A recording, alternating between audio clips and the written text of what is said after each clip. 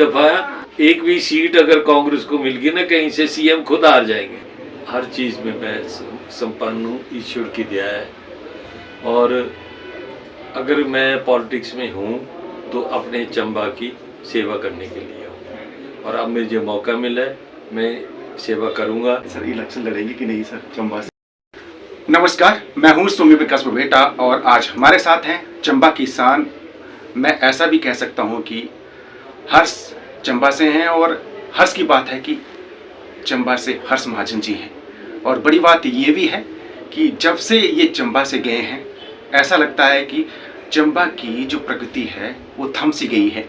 हमने कई चीज़ें देखी हैं, उतार चढ़ाव भी होता रहा है, सियासी माहौल भी बदला है, लेकिन जो सियासी माहौल पहले हुआ करता था, ऐसा लगता है कि अब चंबा का कोई पूछने वाला नहीं है। लेकिन जब से सक्रिय सियासत में हर्ष महाजन जी आए हैं, ऐसा लगता है कि अब चंबा का भला होगा। उम्मीद यही है कि हर्ष महाजन जी जिस तरह की ले इनकी पहले थी वैसे ही रहेगी, और चंबा का जैसा इन्होंने विकास पहले करवाया है दोबारा से फिर करेंगे। स्वागत है सर आपका। बहुत मेहरबानी। काफ़ी तादाद में जो यूथ जो पहले रहा करता था, उसी तरह का यूथ एक बार फिर से आपके साथ कनेक्ट हुआ है। खलबली है सियासत में, संदेश क्या है सर? ऐसा है ना, कोई खलबली नहीं है। चंबा तो मेरी जन्मभूमि है और मेरी कर्मभूमि है, और मुझे मौका मिला एक दफ़ा फिर राज्यसभा में जाने का, मेंबर ऑफ पार्लियामेंट बनने का। तो मैं चाहता हूँ कि ज़्यादा से ज़्यादा मैं अपने जन्मभूमि में काम कर सकूँ, लोगों से मिलूँ। मेरी तो लोग सब जान पहचान के, इतने साल मैंने चंबा में सेवा की है, और मुझे पूरा भरपूर आशीर्वाद चंबा के लोगों को मिला है। तो मुझे जो अब 6 साल राज्यसभा में मिले हैं, मैं हर साल चंबा के लिए कुछ ना कुछ अपनी ओर से जो सेवा कर सकता, लोगों का दुख दर्द सुन सकता हूँ। और एक एस्पिरेशनल डिस्ट्रिक्ट है, आकांक्षी डिस्ट्रिक्ट है, और 112 डिस्ट्रिक्ट हैं जो हिंदुस्तान में, उनमें से एक चंबा है जो एस्पिरेशनल डिस्ट्रिक्ट है। इसलिए नड्डा साहब को भी लाए हम, गवर्नर साहब भी आए, और बाई रोड आए। तो इन्होंने खुद ही देख लिया कि कितनी मुश्किलात में हम लोग रहते हैं, और हमारे जो काम करने के तरीके हैं, या जो इस चंबा को हमने मेन स्ट्रीम में लाना है, तो उसके पैरामीटर जो हैं, उसके जो मापदंड हैं, वो कैसे हम इसको ऊपर ले जाएंगे। तो मुझे ये भी अच्छा लगा कि जगत प्रकाश नड्डा जी ने पूरी मीटिंग जो हमारी डिस्ट्रिक्ट एडमिनिस्ट्रेशन के साथ ली, और उसमें एक एक मापदंड वो समझ गए हैं। ये बात है कि हमारे प्रधानमंत्री मोदी जी ने हर एक कैबिनेट मिनिस्टर की 112 डिस्ट्रिक्टों में ड्यूटी लगाई है, और नड्डा साहब को चंबा दिया है। तो नड्डा साहब तो हमारे राष्ट्रीय अध्यक्ष भी हैं, तो इतनी बड़ी सबसे बड़ी पार्टी के, और सबसे ज़रूरी हेल्थ के मिनिस्टर हैं। जो यहाँ हेल्थ का मैंने सिस्टम देखा है तो बुरा हाल है, सबसे ज़्यादा तो हेल्थ में ही काम है। मैं समझता हूँ 3 महकमे ऐसे होते हैं, हेल्थ, आपका एजुकेशन और रोड्स। और रोड्स का भी उन्होंने खुद देख ली, जबकि उनको खुद रोड में आना पड़ा क्योंकि हेलीकॉप्टर तो आया नहीं। तो ये चीज़ें जो है, इसमें हम जितना कंट्रीब्यूट कर सकेंगे सेंटर की ओर से, अगर जो हमारी अभी भारतीय जनता पार्टी पावर में है, तो मैं समझता हूँ कि गडकरी जी से मिल के, नड्डा जी से मिल के, धर्मेंद्र प्रधान जी से मिल के हम कोशिश करेंगे कि टूरिज्म पॉइंट ऑफ व्यू से भी इसका सारा कुछ देखा जाए। और अफसोस इस बात का है कि सेंटर की स्कीम्स तब आती हैं जब स्टेट गवर्नमेंट डीपीआर बना के भेजे। तो जब मैं वहाँ सेंटर में बात करता हूँ, तो एक ही प्रदेश है पूरे देश में जिसकी डीपीआर वगैरह है ही नहीं। वहाँ इतनी बुरी हालत है कि टूरिज्म के मिनिस्टर मेरे दोस्त हैं गवर्नमेंट ऑफ इंडिया में, बाकी भी हम इकट्ठे मिलते जुलते हैं।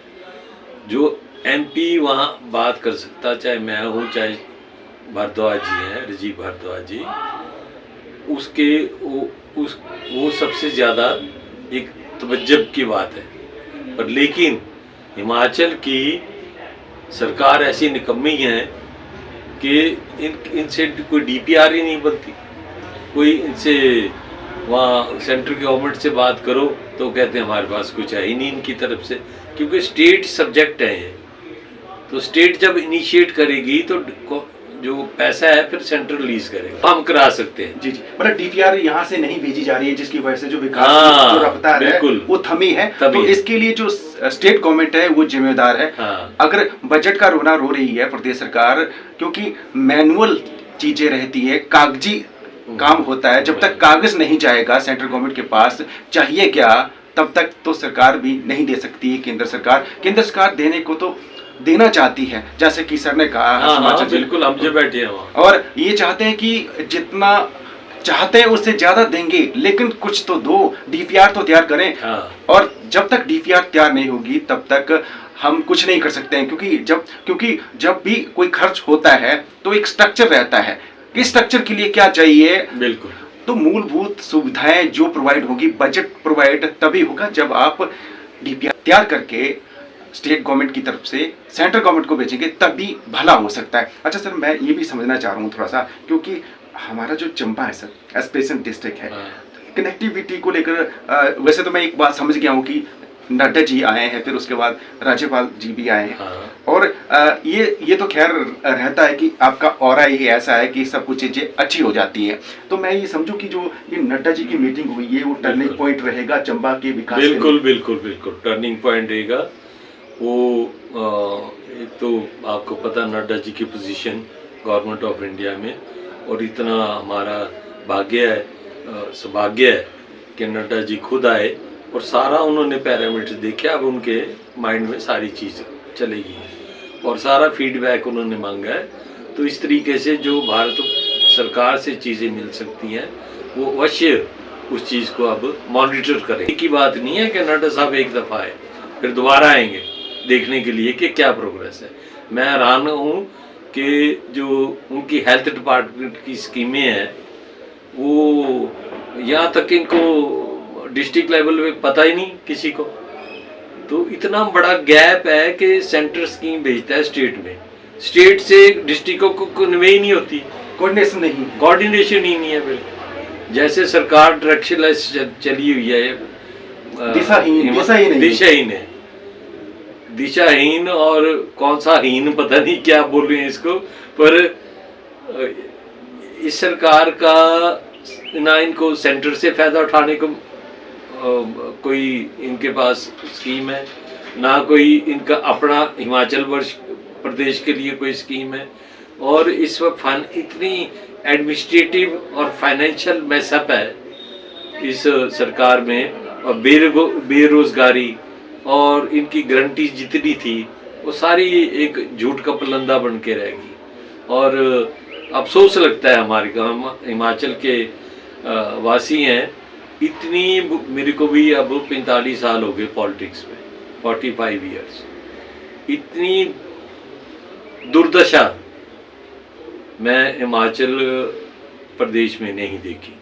और जगह जगह जाऊं तो यूथ के पास जाऊं तो यूथ इतना पढ़ा लिखा यूथ है, एजुकेटेड यूथ है, अब ये कोई पोस्ट ही नहीं निकाल रहे हैं, कोई इंटरव्यू नहीं हो रहा है, कोई इंटरव्यू हो रहा था उसका रिजल्ट नहीं निकल रहा है।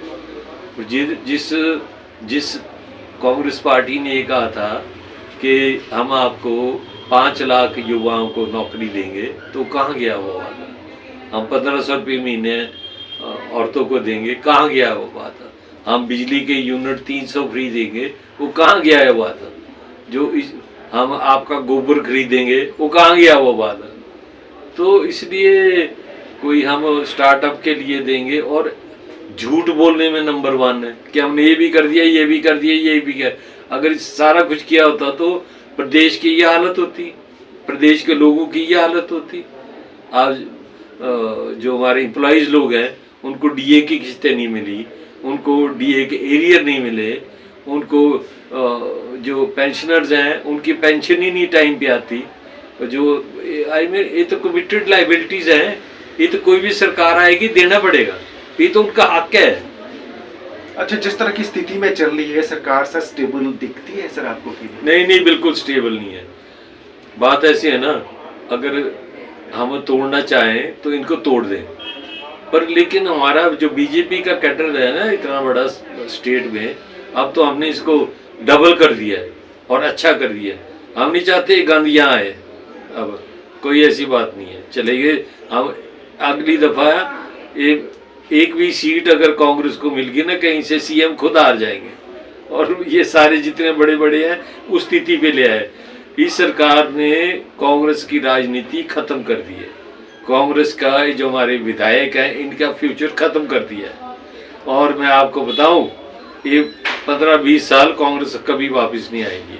उससे सर मैं एक चीज समझना चाह रहा हूँ, नेचुरली आपके कुलीग भी रहे हैं सुक्खू जी, इतना नहीं देना चाहते सर आप कुछ, क्योंकि नेचुरली प्रदेश हित में अब हम पार्टी अलग अलग है हमारी, और विचारधारा भी हुआ है।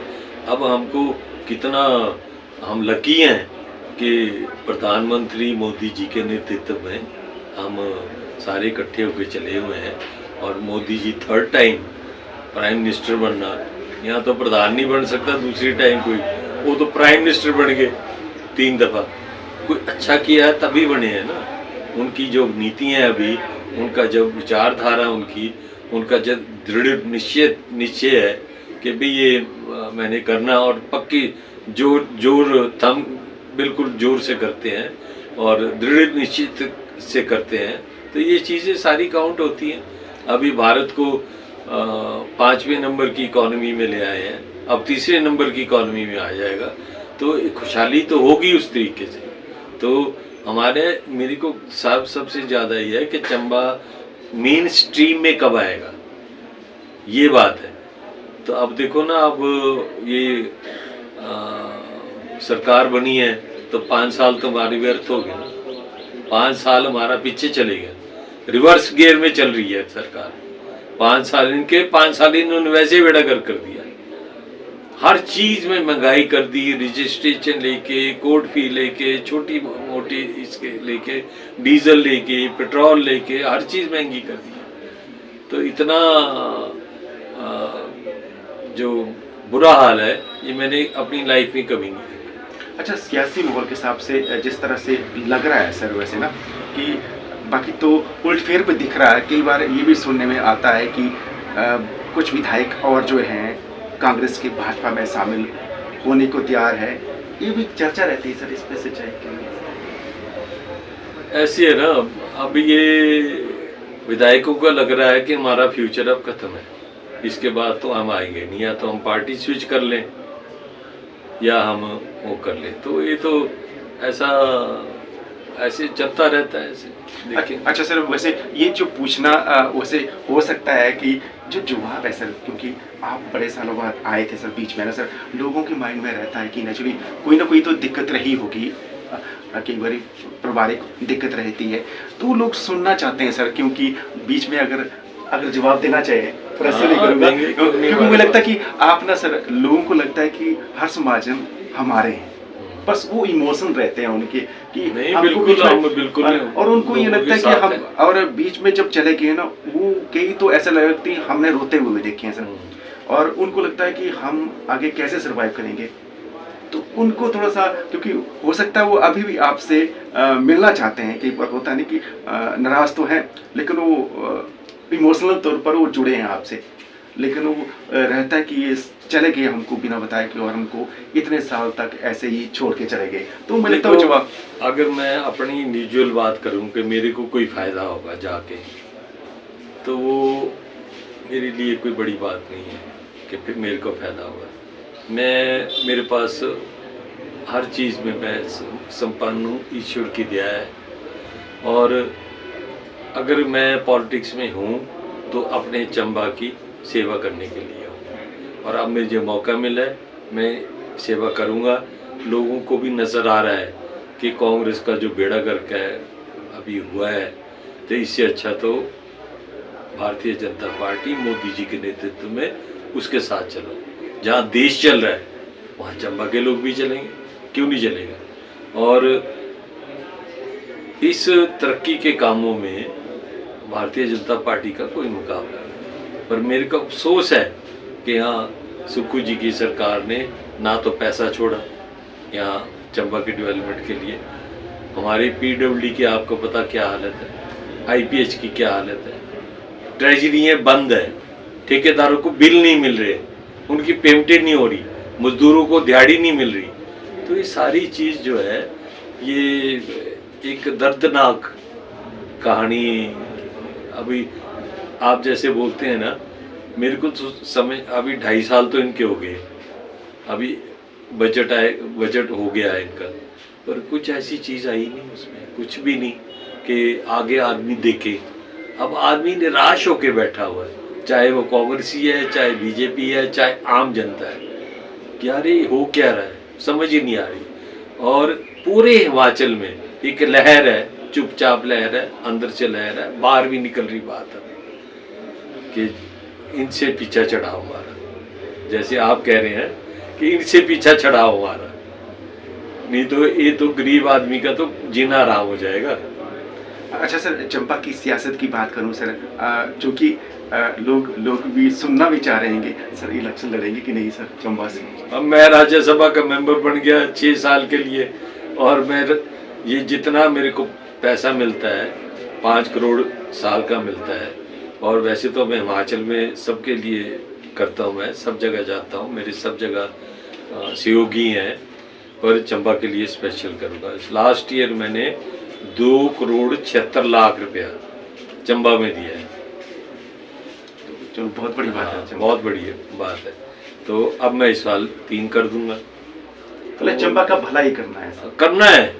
और मेरे को ये नहीं समझ आती, आपने कल देखा होगा 200 आदमी ज्वाइन किया मेरे घर में आके, और सारा नौजवान। उनकी जो वहाँ थी ना एक आस्था थी, वो सारी छिन्न भिन्न होगी। मैं एक लड़के का भाषण सुन रहा था सर, उसमें वो रो भी पड़ा था लड़का, जिसने बोला कि मुझे ऐसा लगता है कि कुछ आप में कुछ तिलिस्म है कि आपकी जो कार्यशैली है उससे बड़ा प्रभावित हूँ, और जो जिस तरह का विकास आप कर सकते हैं और जो करवाया है ऐसा कोई नहीं कर पाया है। वो जो इमोशन थे सर, ये इमोशन सर ऐसे नहीं आते हैं सर, ये आपकी कमाई है सर। ठीक बात है आपकी कि मैं एक तो झूठ नहीं बोलता, जो हो सकता है वो होगा, जो नहीं हो सकता वो नहीं होगा, और काफ़ी कुछ मैं कर लेता हूँ, कोई ऐसी बात नहीं है। मेरे पूरे हिमाचल में अफसर भी हैं, दोस्त भी हैं, सारे किसी ना किसी तरह कर लेता हूँ। एक हमारा एक्सपोजर ज़्यादा है कि दिल्ली में रह के सब तरह से बड़े बड़े जो इंडस्ट्रियलिस्ट हैं उनके साथ भी हमारी है, पर है सबके लिए इसलिए क्योंकि चंबा के कई बच्चे लग जाए। चंबा के बहुत बच्चे मैं बाहर ले गया है ना, दिल्ली चले गए, बेंगलोर चले गए, हैदराबाद चले गए। या चंबा के नौजवानों को मैं ये बोलूँगा कि काम करने से डरना नहीं, और एक यहाँ आस्था बनी हुई है ना कि चंबा में ही कुछ लग जाओ दिहाड़ीदार, ऐसे नहीं। जो बाहर के लोग वो सारे तरक्की कर गए, बाहर तो निकलना पड़ेगा, बाहर तो निकलना पड़ेगा। और यहाँ भी बन सकता है अगर नीयत हो ठीक तो बन सकता है काम, पर अब इस सरकार में, स्टेट की सरकार में ये नीयत नहीं है, ना ही ये इनका काम है। और अभी तक तो इन्होंने अपना ही बेड़ा गर्क किया। हमारा तो साथ के साथ हम MP जो हैं वो भारतीय जनता पार्टी के, और जब एक ऐसी भावना हो ना जैसे मोदी जी की है कि नेशन फर्स्ट, कि कोई भी काम कर रहे हैं तो हमारा भारत को सोच के करना है, भारत को प्रथम सोच के करना है, बुरा ना हो अच्छा हो। हाँ अच्छा हो। और देखो कितने लीप्स एंड बाउंड्स जो है हमारा हिंदुस्तान अब सारे वर्ल्ड में कर रहा है काउंटर। और जो नीति इनकी फॉरेन पॉलिसी है, चाहे रशिया हो, चाहे अमेरिका हो, चाहे चाइना हो, चाहे पाकिस्तान हो, वो इतनी अच्छी चली हुई है कि हम सब जगह से लाभ उठा रहे हैं।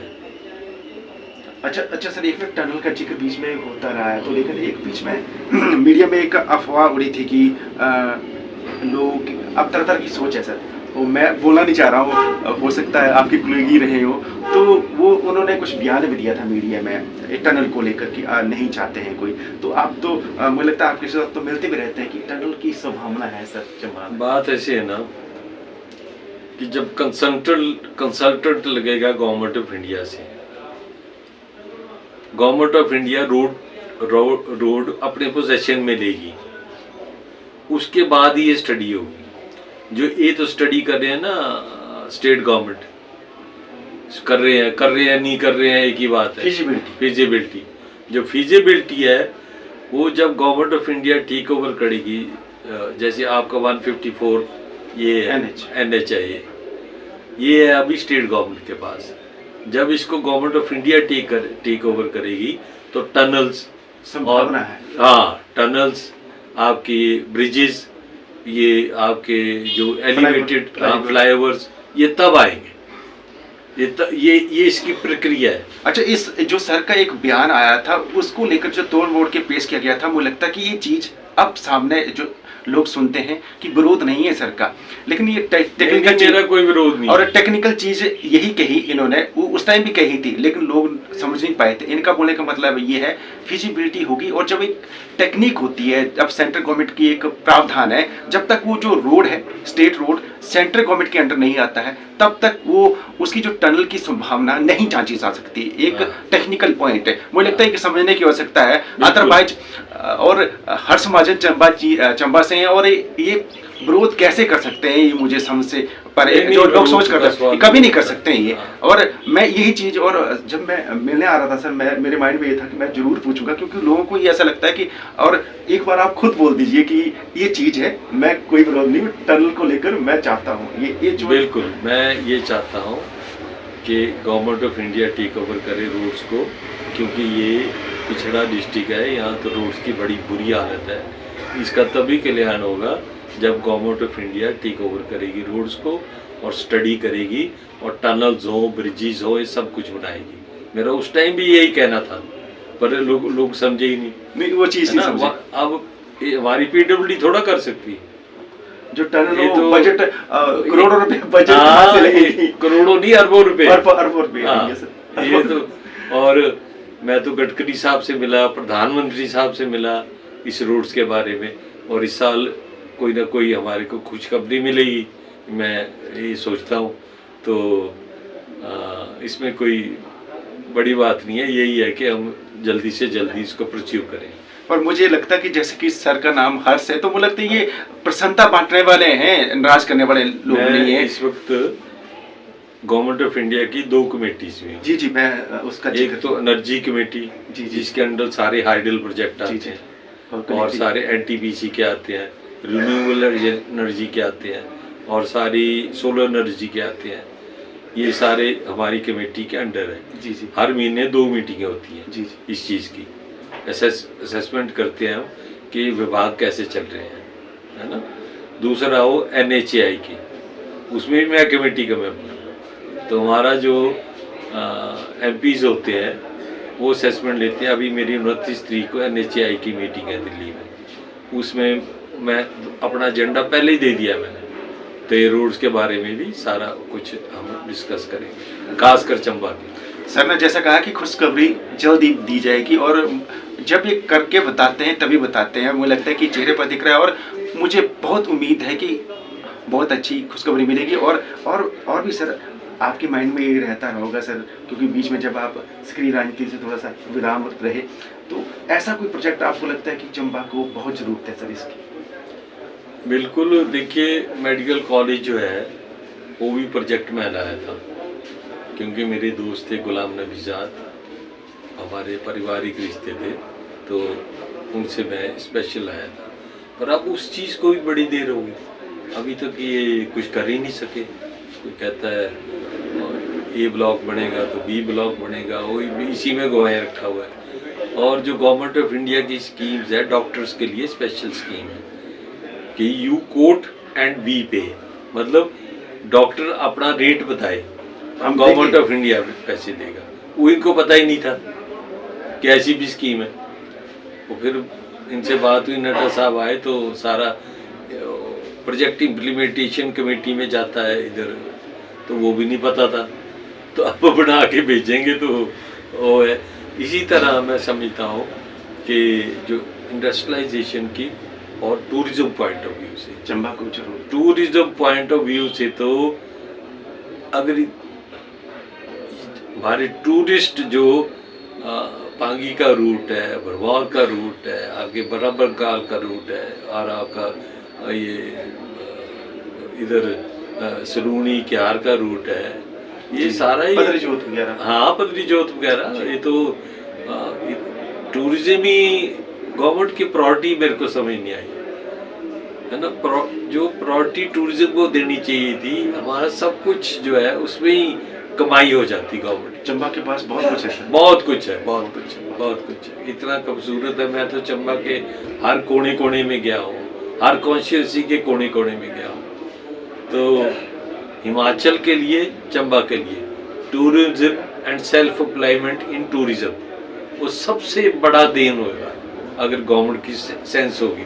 अच्छा सर, मेरे कोई कुछ कुलीग मिले भी थे सर, अगर उन्होंने बोला था कि अगर मौका मिले तो सर से जरूर एक रिक्वेस्ट करना, क्योंकि पहले सर हमारे यहाँ पर ना बहुत सी शूटिंग होती थी पुरानी पिक्चरों की, वो चंबा खजियार और चंबा को मतलब जो पुरानी जो हिट रही है फिल्म, वो मैक्सिमम चंबा में रही है शूटिंग, तो उसको लेकर मुझे लगता है कि राज्यसभा मेंबर है तो हो सकता है सर भला इस हिसाब से, ताकि चंबा का भी भला हो जाए। नहीं, मैं हीरो तो नहीं हूँ पर ये है कि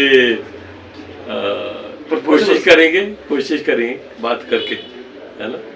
अब ज़्यादातर शूटिंग के लोग जो है वो स्टूडियोज में कर लेते हैं या सस्ती जगह पे जाते हैं, जैसे बैंकॉक हो गया, सिंगापुर हो गया, मलेशिया हो गया, वहाँ उनको सस्ता मिलता है सारी चीज़ हमारे से। पर लेकिन जैसे यहाँ ताल फिल्म की शूटिंग हुई जी, है ना, और हाँ, तो ऐसा कोशिश करूँगा मैं INB मिनिस्टर से बात कि आप जब कहीं ऐसा जाते हैं, पहले हम टाइप का रहता है सर, हाँ पहले हम एक फेस्टिवल करते थे बॉम्बे में फिल्म वालों के साथ, हिमाचल फूड फेस्टिवल, और उनको इनवाइट करते थे, फूड भी और उनको पिक्चर्स दिखाते थे। पर अब अफसोस है कि हिमाचल सरकार का इस चीज़ में कोई ध्यान ही नहीं है, ये ट्रांसफरों में बिजी है और कोई नीति नहीं है, कोई किसी भी वर्ग के लिए कोई नीति नहीं है। सर हर्ष महाजन, जब आपका नाम याद आता तो सहस्त्राब्दी समारोह याद आता, एक जो हर साल चंबा का बना था, वो जो सोच थी आपकी थी, अब ऐसा कुछ हो सकता है सर? मुझे लगता है कि आपके ऊपर नजर रहते हैं कि जब भी आप आते हैं तो घर के जब द्वार खोलते हैं तो मैं देखता हूँ अभी भी नीचे लाइन लगी, इंटरव्यू कर रहे हैं हम, लेकिन आपको देखकर उनको एनर्जी मिलती है सर। बस ये हमारे सारे परिवार के लोग हैं, चंबा के लोग कहीं से भी किसी कोने से हैं, मैं तो उनको अपना परिवार ही मानता हूँ, और मेरे पास तो और कोई काम नहीं है सिवाय अपने परिवार के एक लुक आफ्टर करना, एक उनके देखभाल करना। तो जितना हो सकता है हम करने की कोशिश करते हैं, जितना कुछ आगे हमने तो अपने टाइम पे आपने को पता मिलेनियम किया, उसके बाद कई ITI लाए, पॉलीटेक्निक लाए, बिल्डिंगें बनाई, सारा कुछ। और एक जिक्र होता है जब पशुपालन विभाग का जिक्र होता तो हमको ना जो फार्मासिस्ट नजर आता, वो भी एक बहुत अच्छी सोच थे। अपने टाइम पे कोई 10-11 हज़ार चंबा के बच्चों को नौकरी दी है, चंबा डिस्ट्रिक्ट है, और पक्की नौकरी दी है। बिल्कुल। तो अब तो कोई आउटसोर्स में जा रहा है, ये तो बच्चों के भविष्य के साथ खिलाड़ है। आउटसोर्स में आज रखते हैं, कल निकाल देंगे, ना वो आगे करा ना पीछे करा। ये एक हाई कोर्ट ने कुछ देर तो स्टे भी लगाया हुआ था, 5-5 साल हो गए आउटसोर्स के लिए, 4 साल के बाद निकाल दिया आउटसोर्स वाले। वो कहाँ जाएंगे? तो कहाँ जाएंगे? इतनी अब बेइंसाफी बहुत है, और एक प्रताड़ित करने की ये बात करते हैं। या तो स्थायी रोजगार दो, आउटसोर्स नहीं होना चाहिए। आउटसोर्स नहीं होना चाहिए, बिल्कुल। आउटसोर्स तो बेड़ा करके बच्चे का। अच्छा सर, एंड में मुझे लगता है कि वैसे तो हमने पूछ लिया है, और अगर आप जवाब देना चाहेंगे तो आपके ऊपर डिपेंड है सर। जो चंबा का जो कुछ एक रहता है कि लोगों को चर्चा रहता है कि महाजन साहब आए तो कुछ गुटों में बन गए, तो ऐसा तो नहीं है सर कुछ? मैं तो इस गुटबाजी वगैरह में बिलीव नहीं करता। मेरे लिए सब बराबर है। मेरे लिए सब बराबर है। जो आए, जहाँ मेरे को जाना मैं भी जाता हूँ, जहाँ पार्टी का काम हो उसके लिए करना पड़ता है। भारतीय जनता पार्टी में एक बात है कि पार्टी का जो काम है ना, डिसिप्लिन संगठन का, वो अब ऐसा संगठन बन गया है ना कि नजर रहती है सब। हाँ बिल्कुल नजर रहती है। और इतना जोर से ऊपर से मॉनिटर होता है सारा काम, नीचे तक programmes, party programmes, public programmes, ये सब मीटिंग्स और अनुसूचित जाति, ये इन सब के लिए अलग अलग प्रोग्राम्स हैं। और मुझे खुशी है कि इस तरह से पार्टी चल रही है और हम अपना टाइम जो है उनको दे सकते हैं। अच्छा, मोदी सरकार की आप हीरे हैं सर, हीरे हैं। और बड़ी बात है कि नड्डा जी की खास है, तो चंबा का भरपूर भला करेंगे, सुनना चाहता हूँ सर। बात ऐसी है ना, मोदी सरकार में सब हीरे हैं ना, पर चंबा के छोटे से हैं, चंबा के हीरे, लक्ष्मी चंबा।